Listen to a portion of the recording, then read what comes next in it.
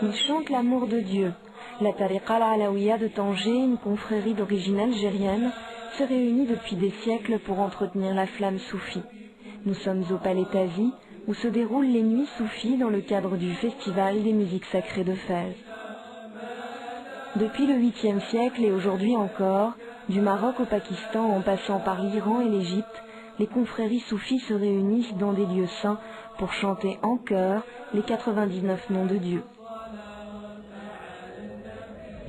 Les penseurs soufis ont une lecture humaniste du Coran. Ils se considèrent comme les héritiers naturels du judaïsme et du christianisme. Pour eux, l'islam est une religion d'amour.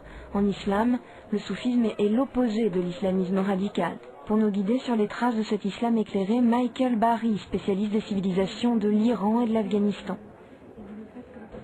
السلطان بني أنان أمير المؤمنين المتوكل على رب العالمين.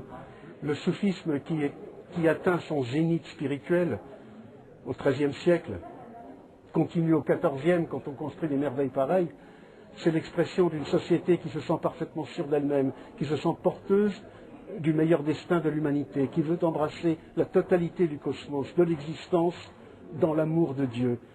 Une société qui, au contraire, est blessée, humiliée, veut plutôt repousser tout ce qui lui semble étranger afin de se recroqueviller sur ce qu'elle croit être sa pureté. Et dans un contexte pareil, qui est celui de l'époque moderne, ce soufisme qui a la générosité par essence se voit malheureusement exclu.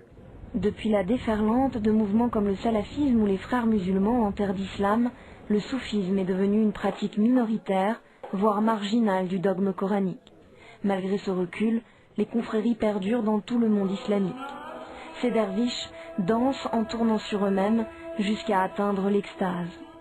Ils sont venus d'Istanbul et sont accompagnés par les chants de la confrérie Halaqat Jalaluddin Rumi, qui interprète les poèmes de Rumi, le plus grand mystique persan. Il n'y a pas d'autre amour que l'amour de Dieu. L'amour pour quelqu'un d'autre n'est qu'une partie de l'amour. Au-delà, c'est l'amour de Dieu.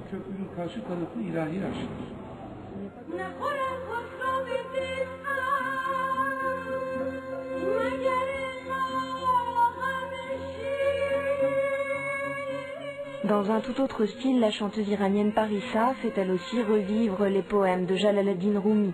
En les mettant en musique, 8 siècles après sa mort, elle transmet à un public international un héritage précieux en passe de disparaître. Dans des régions en proie au conflit et à la violence, la voix soufie pourrait sauver l'islam de ses dérives extrémistes.